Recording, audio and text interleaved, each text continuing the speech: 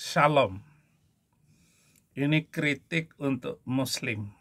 Kritik untuk Muslim, termasuk diriku sendiri, tentang intoleransi terhadap non-Muslim. Kita udah sama-sama tahu bahwa Islam sangat menentang intoleransi karena Islam sangat menjunjung kebebasan beragama. Tapi yang mau aku kritik di sini adalah respon kita saat ada aksi intoleransi yang dilakukan Muslim terhadap non-Muslim. Karena setiap kali ada aksi tersebut, misalnya penolakan pembangunan rumah ibadah agama lain, itu kok kayaknya respon kita hampir nihil. Ya, kita sama-sama tahu sih kalau intoleransi itu sangat ditentang sama Islam. Tapi ya udahlah, kita nggak usah bikin respon apa-apa. Karena kan toh yang terganggu ibadahnya itu non-Muslim dalam kasus ini, bukan kita. Kesannya jadi seperti itu, saking sedikitnya Muslim yang bersuara saat ada aksi intoleransi. Ini dari hasil observasiku ya. Kritik untuk Muslim, termasuk diriku sendiri. Terima kasih cantik. Duduk diam, cuci kaki, bobo. Kamu belum tahu ajaran agamamu. Wa makaru wa makarallah. Allahu khairul makirin. Penipuan toleransi Islam sama halnya dengan Allah. Allah mereka adalah penipu, sebaik-baiknya penipu. Ali Imran ayat 54. Ayat yang saya bacakan. Dan mereka membuat tipu daya. Maka Allah pun membalas tipu daya, dan Allah sebaik-baiknya pembuat tipu daya. Entah apalagi mau terjemahkan apa ayat ini, saudara-saudara. Jika Islam adalah agama toleran, yang Hindu tidak akan membutuhkan perlindungan.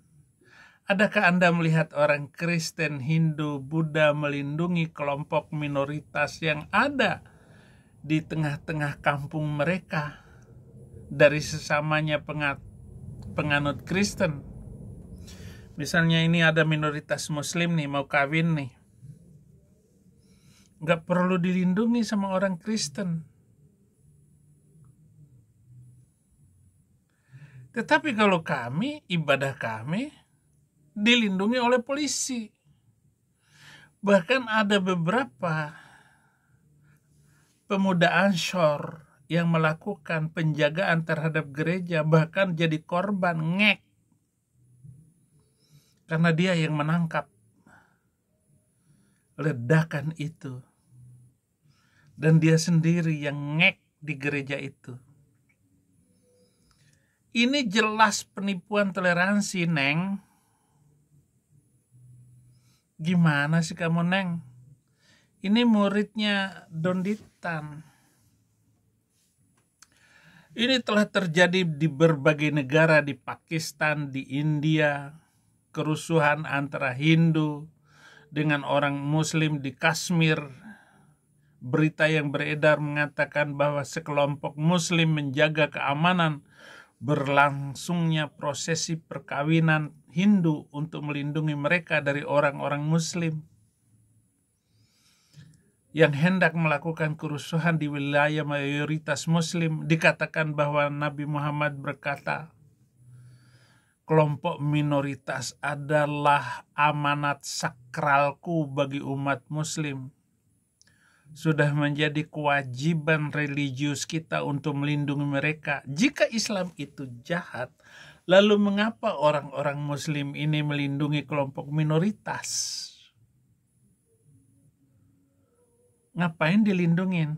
Katanya toleransi, Neng. Saya sendiri adalah pendeta dan saya tidak sedang membela Islam. Saya hanya ingin mengetahui yang sebenarnya sesungguhnya. Mengapa orang-orang Muslim ini melindungi kelompok minoritas apabila Islam mengajarkan kebencian? Jawab. Saya bolak-balik aja. Biar logika Donditan juga bingung memahaminya. Muhammad tidak pernah mengatakan bahwa kelompok minoritas adalah amanat sakral bagi umat Muslim. Klaim ini benar-benar dusta. Ia berkata, orang-orang yang musyrik itu najis, surat 9 ayat 28. Non-muslim najis. Najis itu pegang aja nggak boleh, sama dengan megang guguk. Janganlah jadikan mereka sebagai teman dan pelindung wali sekalipun mereka adalah bapa dan saudara-saudaramu. Quran surat ke-9 ayat 23, Neng.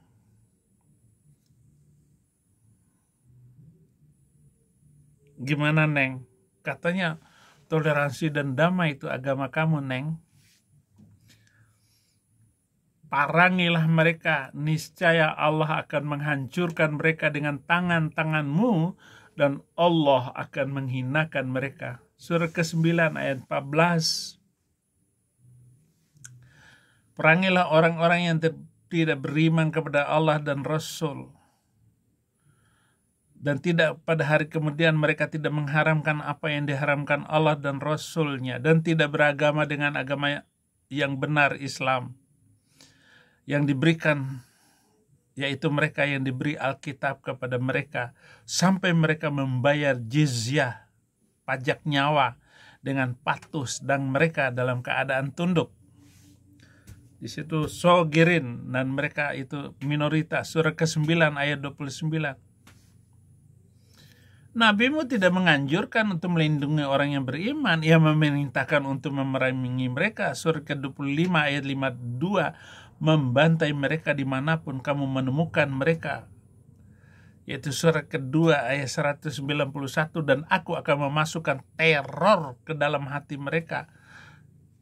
Bla bla bla. Itu hanyalah puncak gunung es. Seperti yang Anda lihat, tidak ada toleransi dalam ayat-ayat ini. Fakta bahwa beberapa orang Muslim melindungi orang Hindu dari orang Muslim lainnya adalah bukti Islam tidaklah damai. Gereja-gereja dijaga oleh Banser.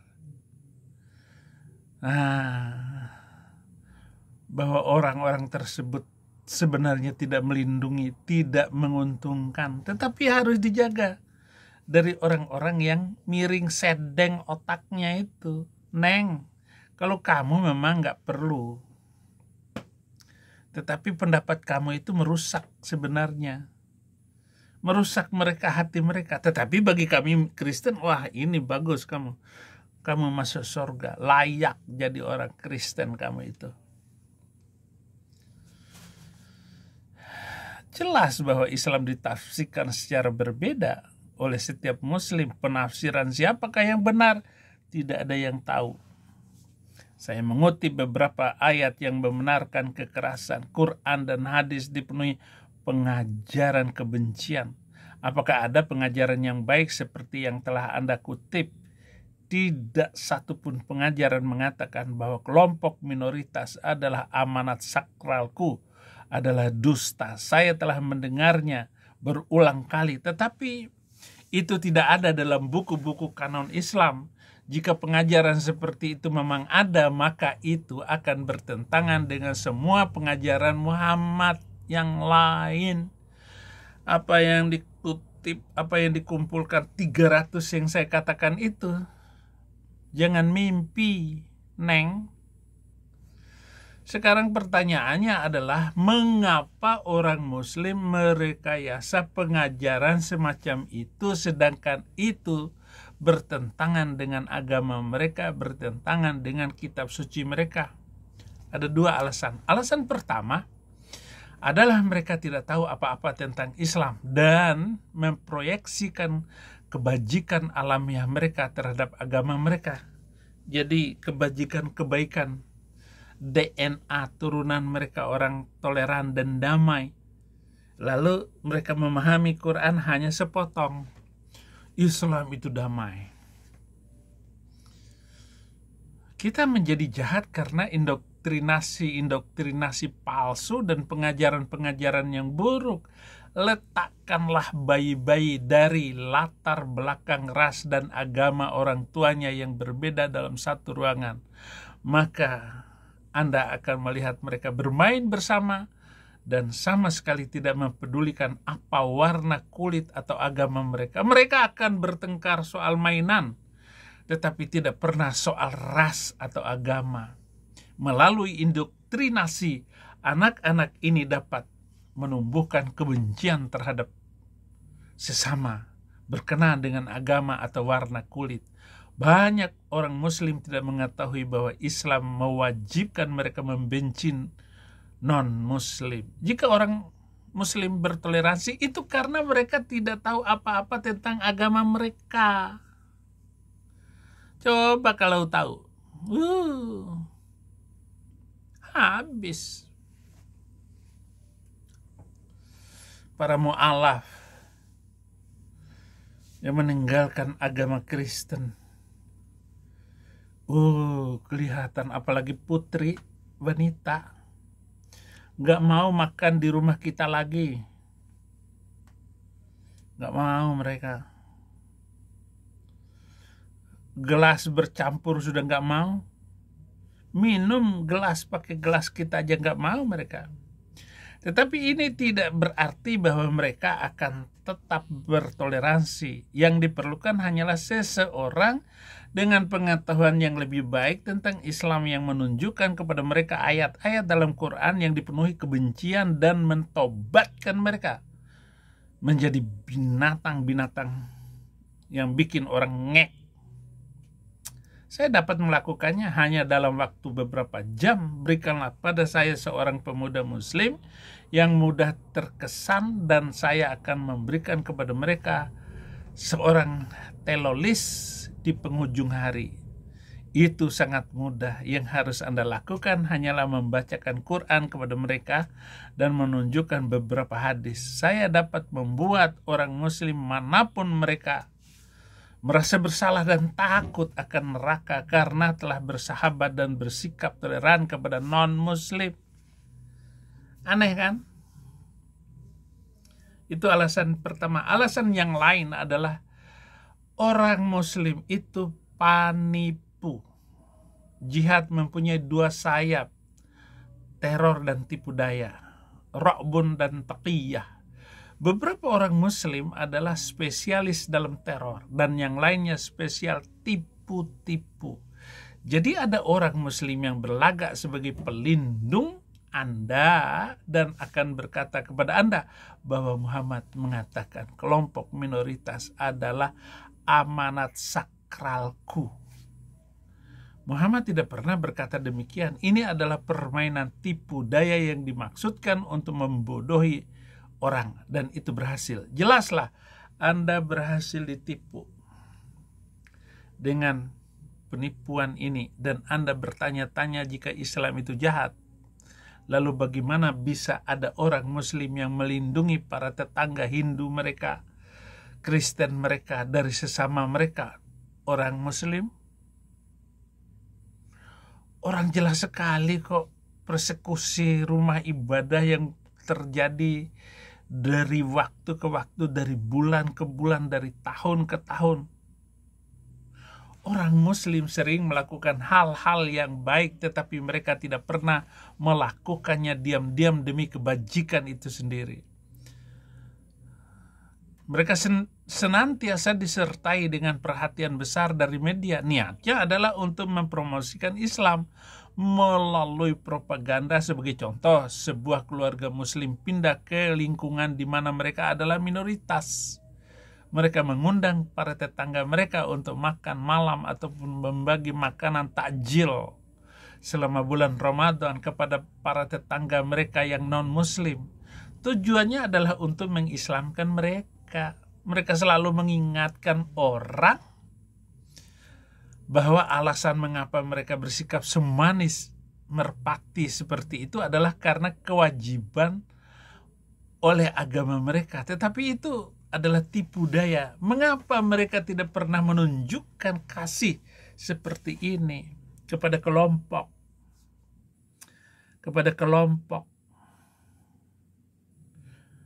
negara-negara Muslim lain pun, di mana non-Muslim mendapatkan penganiayaan secara sistematis? Mengapa kelompok minoritas di negara-negara Muslim membutuhkan perlindungan? Neng, jawab Neng. Neng, ayo Neng. Kita main kawin-kawinan. Bohong-bohongan toleransinya. Setiap kebajikan yang dilakukan oleh seorang muslim dirancang untuk membuat Anda terkesan. Itu selalu mempunyai agenda tersembunyi. Oh, lihat itu muslim menjaga gereja. Itu kamuflase. Muslim tidak akan pernah berbuat baik kecuali ia berniat menipu Anda. Atau ia tidak tahu apa-apa tentang agamanya. Kalau dia tahu agamanya, lo ditipu. Imam Al-Ghazali, seorang cendekiawan Islam ternama, mengatakan berbicara adalah sarana untuk mencapai tujuan. Jika pujian dapat diperoleh baik melalui mengatakan kebenaran atau berdusta, maka tidak diperbolehkan mendapatkannya melalui dusta, karena tidak perlu berbuat demikian. Jika dimungkinkan mencapai tujuan tersebut dengan berdusta dan tidak mengatakan kebenaran, maka dusta diizinkan untuk memungkinkan tercapainya tujuan. Hadis Nabi mengatakan boleh berdusta, menipu dalam 3 hal.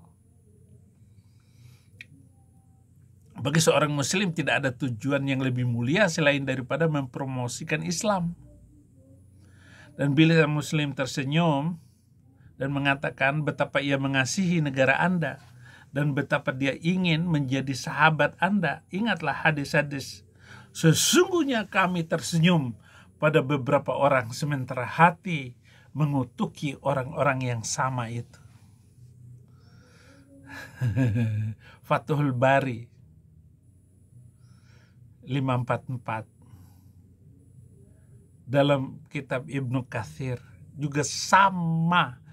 Jangan berharap ketulusan di dalam toleransi itu. Kalaupun Neng tadi, kita senang cewek bicara tentang itu, tetapi amat naif dengan kitab suci dan hadis-hadis Nabi. Tuhan Yesus memberkati.